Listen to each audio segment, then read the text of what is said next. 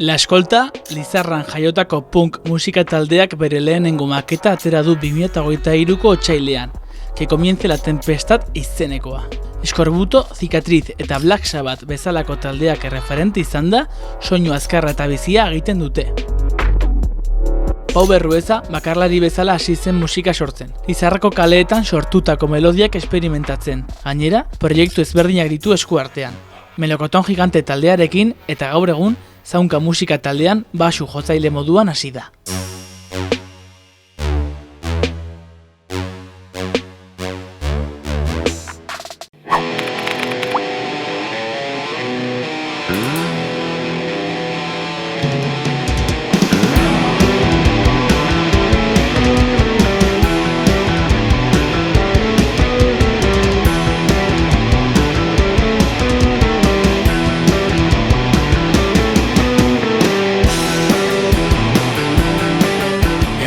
La Escolta taldea gara, ni Oier basua jotzen dut, bera Sidrin abeslaria da, Patak bateria jotzen du, eta Bober hemen ez dagoela gitarra jotzen du.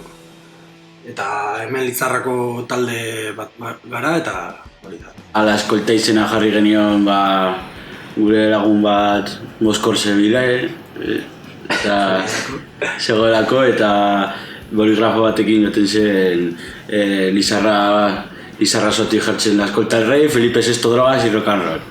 Eta gero La Escolta el Reytik, La Escolta gratu zen eta horrela.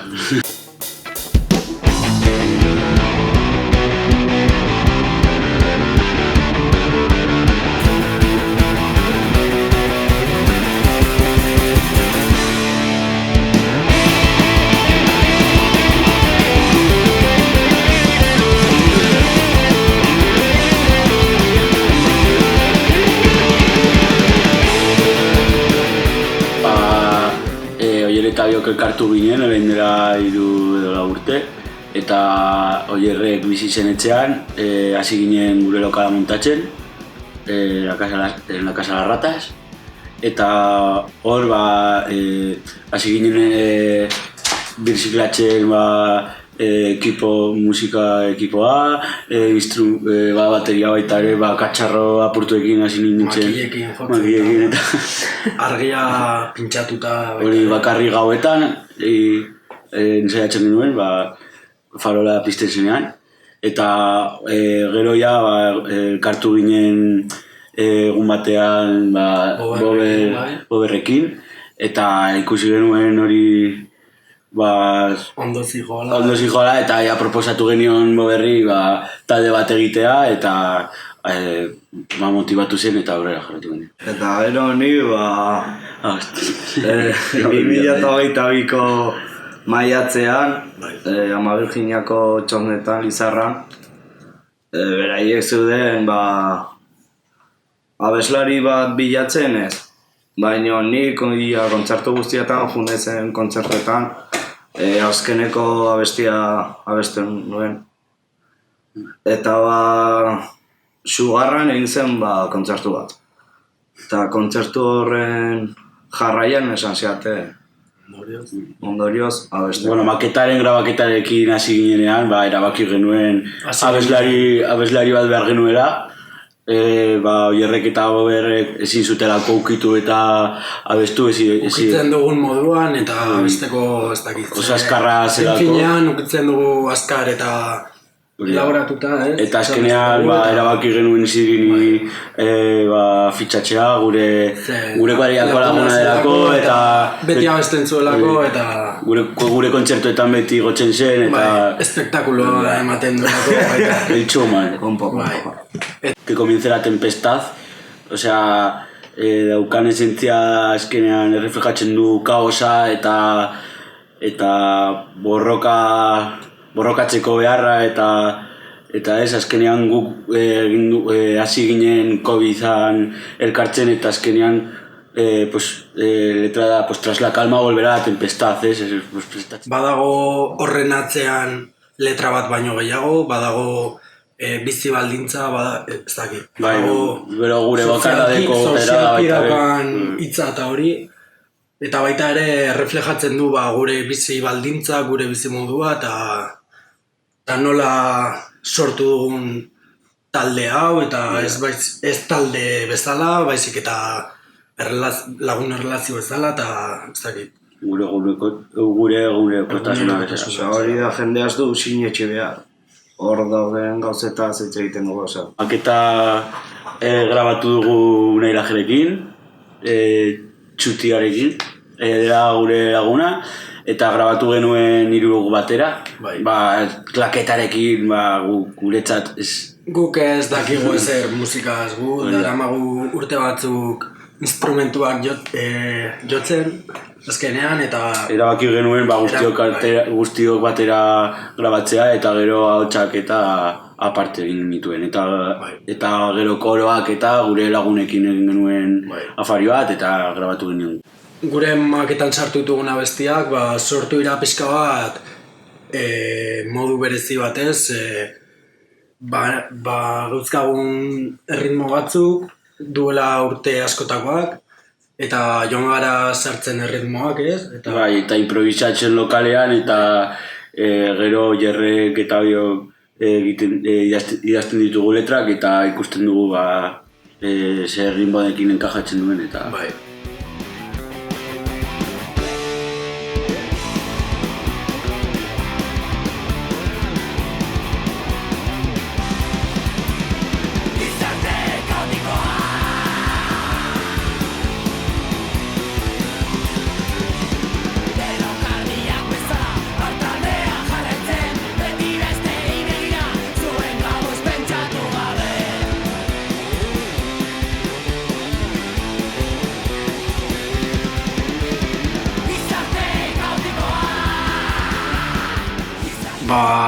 Jotzen dugun estiloa edo ez dakit nola deitu, baina esan dezakegu dela punk bizi modukoa, baina egia da bakoitzak daukagula gure estilo propioa edo estilo berezia, eta denon artean sortzen da eskoltan oraindik ez, baina ikus dezakegun estilo propio edo ez dakit punk azkarra hau. Musika pertsonalki hitz egiten dut, baina nik uste dut denontzarako izan dela puntu oso gogor bat, eta dela, eta azken finean denok dauzkagu referentzia berdinak, baina bakoitzak badauka ere bere estilo propioa edo musikaren munduan, eta hola. Eskolta bezala daukagune referenteak dira, adibidez egiten ditugu bertzeak Cicatriz, Eskorbuto, Knockout, Afonia, Black Sabbath, daukagu... Eta gero, hori, gero pertsonaki bakoitza dauka bere pedra da, baina hori da eskolta egiten duena. Musika bizia, azkenean, azkarra eta...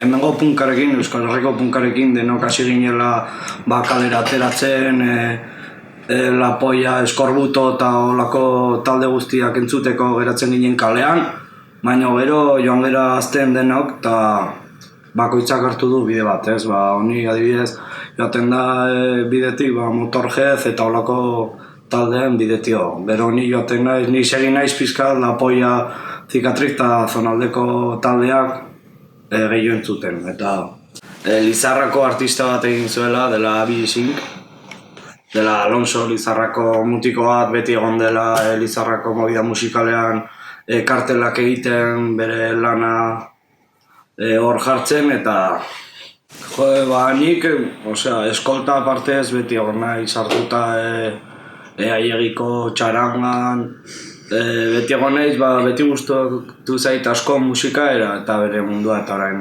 egiten duen teknikari bezala, nik ez nuen ulertuko uste dut bizitza musikaria.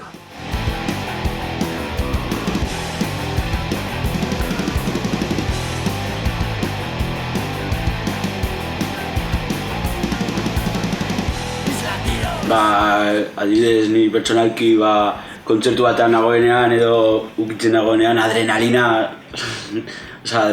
asko sentitzen dut eta desfogatzeko modu bat da, eta... Azkenean elikatzen gaitu laurok elkartzea eta soinua sartzea.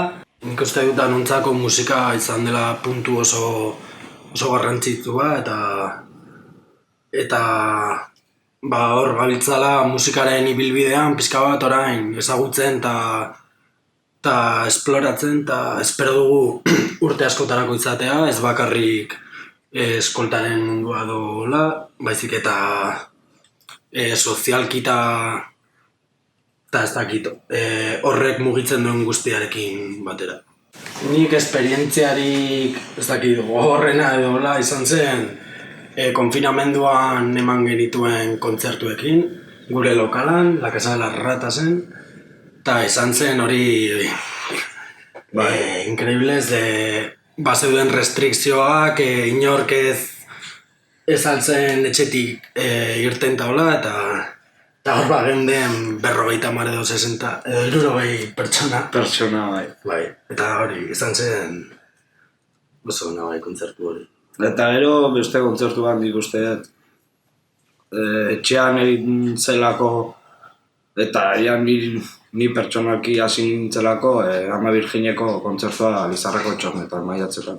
2022ko maiatzean izan zen nik uste dut egin dugun kontzerturik txarrena. Eta jendea zegoen oso bolkatua. Osea, herria zegoen, izan zen kristona. Oso ondo pasatu gutu. Ere izan dira kontzertu asko, Nafarroatik kanpo baita ere, eman ditugu kontzertu ugari, gaztetxeetan, ez dakit, eman ditugu kontzertu. Herriko festetan eta hola. Eman ditugu kontzertu ugari eta agian gure lehen kontzertua ere ikaragarria izan zen, ze antolatu genuen autobus bat, eta irten ginen Lizarratik, hori, 90 pertsona totalean edola, eta izan zen oso. Etorkizunerako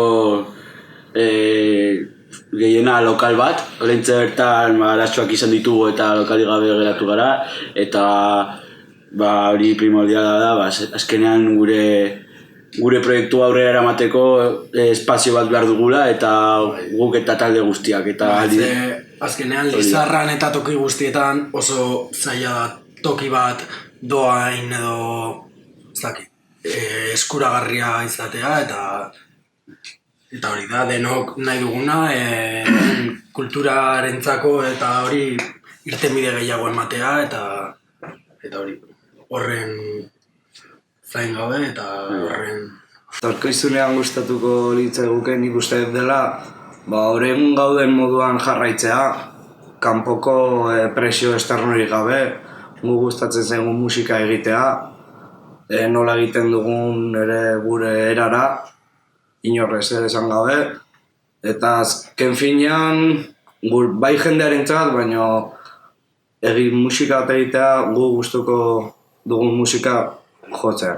Ez dugu musika egiten inorentzat, baizik eta laurok, ez dakit, gure movida ateratzen dugu azken finean eta ez dugu musika egiten jendearentzat. Eta ez dut uste ezer espero dugunik, ze hola jarraitzea. Urte asko jarraitzea, hola.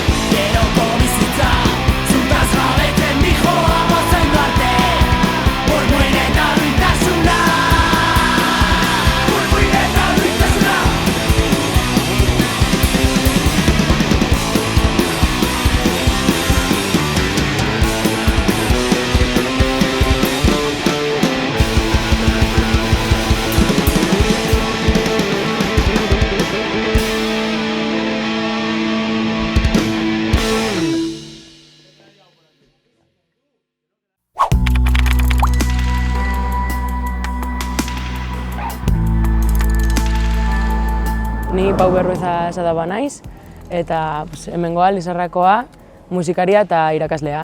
objektiboa importanteagoa zela musika baino, momentu horretan. Eta gero, pues, nik uste aldatu dela pizka bat, eta orain ez da objektiboa hainbeste, baino musika.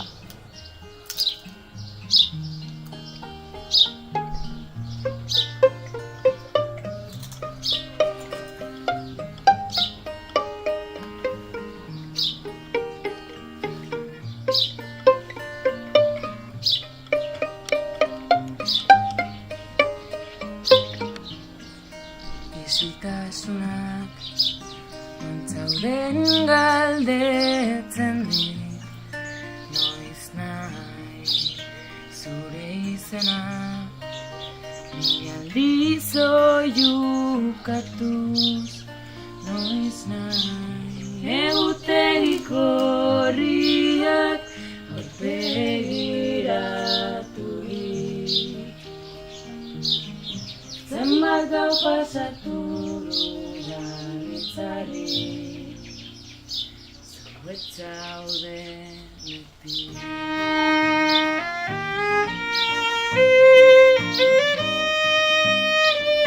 Oraintxe bertan nago musikarekin oso bakean. Ze izan ditut faseak de, pues ez ari naiz ezer jotzen eta gainera ez daukat gogoak. Hortan, egiten dudan musikan ez dago inolako konpromesurik. Melokoton Gigante da talde flexible eta pues, nahi dugunean esaten dugun baietz, jotzera, nahi dugunean esaten dugu ezetz. Ni beti izan naiz, pues, bai, ze azkenean jotzeko gogoak dazkat, baina Melokoton Giganterekin jende gehiago izan da, pues, ez daukagu hainbeste aukerak, kointziditzeko, ez, guztiak, eta gainera flexiblea da, eta gainera sortu zen kadukazio data batekin, ez? En plan, ze batzuk joaten dira, beste batzuk etortzen dira. Orduan ez dago horrelako konpromesua, ez dago horrelako marketina, ez da produktu bat. Da bakarrik, pues, kontatzen gara eta musika egiten dugu, eta hori da gehien gustatzen zaidana.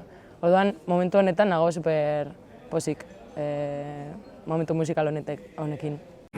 Dios no quiera que la vida no te vuelva a ver, que en el futuro no sé dónde estaré, si el futuro no existe, yo sé que mi presente, pero que todo usted. Lizarraldean ez dakit sortu den, baina ni orain sartu naiz. Como kolokio musikal oso handi batean. Azkenean hemen artista musikal pilo bat gaude, eta uda hontan ni ez dakit sortu den, baina ni sartu naiz komunitate horretan, eta azkenean badaude leku asko hori baliatzen dutela. Adibidez, berrin egon zaitezke kanpoan jotzen eta etortzen da beste bat eta jotzen du zurekin, edo Rizuko, nola zen izena? Txiritingan ere joten gara, tal, jotzen dugu, egiten ditugu, nola, hori egiten dugu komunidad. Orduan, Melokoton Gigante ere jaiotzen da komunidade horretatik. Zer ni beti izan naiz solista, eta orduan komunitatean nagoenetik izan da, hau erabili behar da. Orduan, Bilborako kontzertu batendako deitu zidaten, eta orduan esan nuen, no, yo voy con grupo. Eta orduan, komunitate horretatik deitu nuen Michelena, deitu nuen Alba, deitu nuen Magi eta deitu nuen Aritz. Todo gente bonica. Eta esan nuen, vamos a hacer un grupo de gente bonica, eta sortu zen kontzertu horretarako bakarrik, ze gero Aritz joaten zen Uruguaiera, Magi Madrilera, ez dakit zer, eta horrela sortu zen. Horregatik, nola ez daukan esperantza de vida, talde hori ematen du askatasun asko. Nire sorkuntza prozesua da oso bariau, doa asko temporadetan. Batez ere, ni nola nagoen, ez? Eta ni honesto naizenean nirekin oso erraza da. Idaztea, konposatzea, baina banago situazio batean ez nagola ongi eta gainera ez naiz horri buruz ezer egiten ari, pues hor daukat blokeo. Baina azkenean da hori. Azkenean musika da pues, zure emozioak kanpora ateratzea ez. Eta orduan pues, zure emozioi ez badiezu kasu egiten, pues, ez duzu ezer sortzen. Arraunean ibiltzen naiz, zure mezu baten zai. Bidan azazu, izarbako gauetan. Bidan azazu zure, itxasertzera noizbait, iritsiko naiz. Argiak jarraituz, iritsiko naiz berri saia.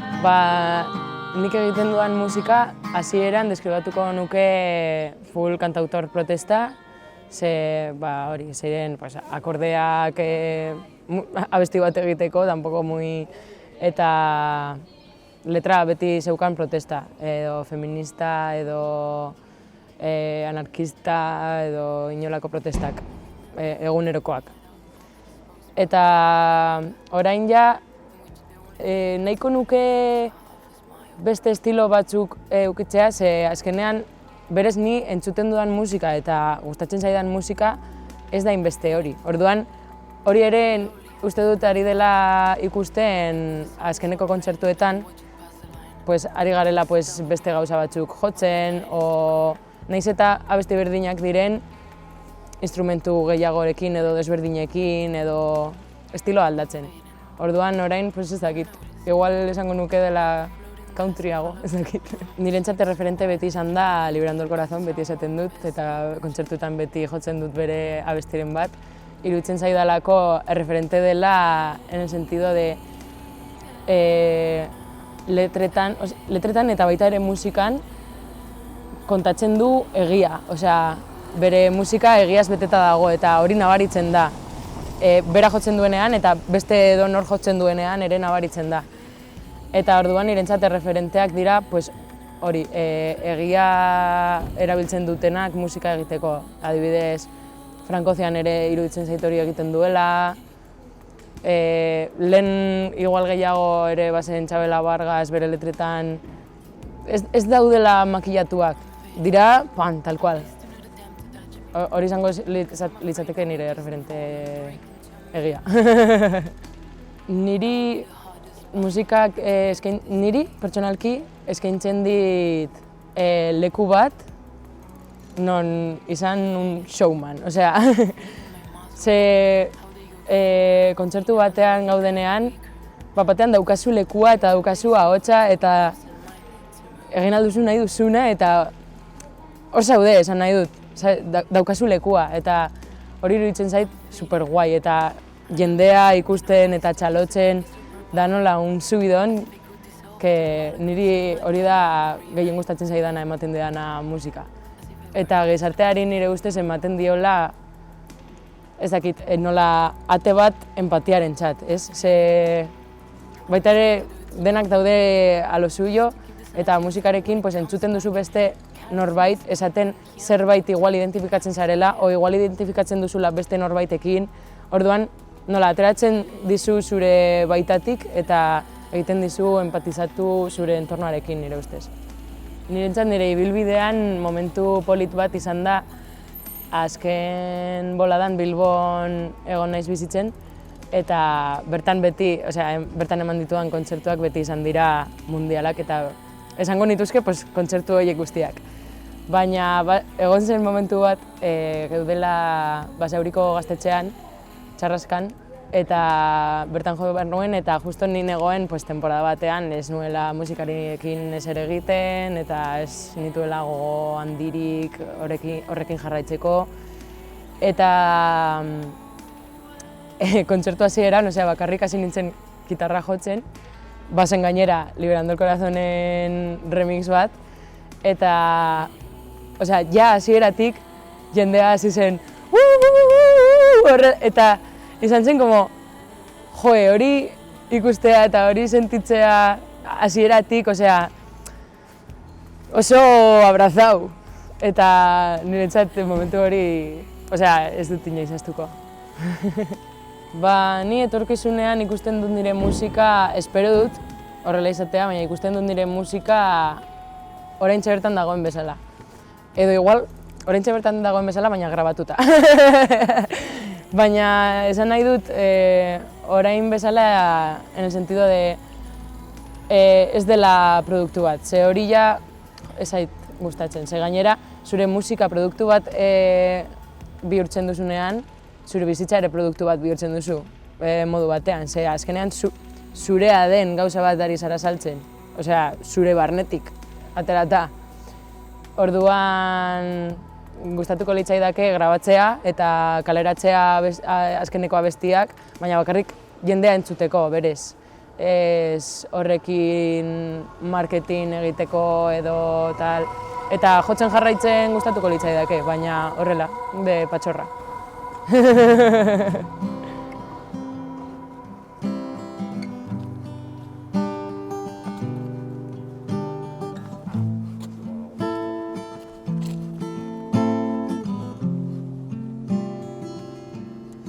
A menudo y sin querer, juzgo antes de conocer, a menudo me veo teniendo que parar los pies, a menudo creo que ya lo sé todo, que no hay nada que aprender.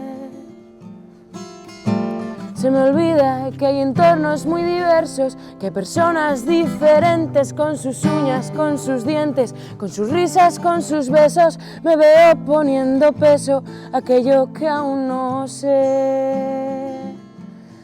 Y sin rodeos quiero decir lo siento, reconocer mis fallos, aprender algo de ellos, repetirlos, porque sé que aprendo rápido.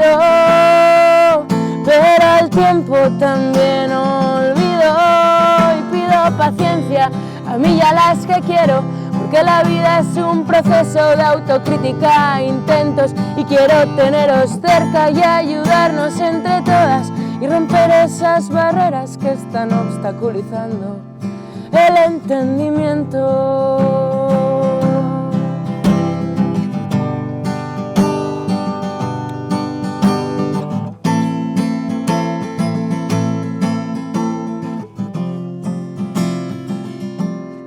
Y sin rodeos quiero decir lo siento, reconocer mis fallos, aprender algo de ellos, repetirlos, porque sé que aprendo rápido, pero al tiempo también olvido y pido paciencia a mí y a las que quiero, porque la vida es un proceso de autocrítica, intentos, y quiero teneros cerca y ayudarnos entre todas y romper esas barreras que están obstaculizando el entendimiento.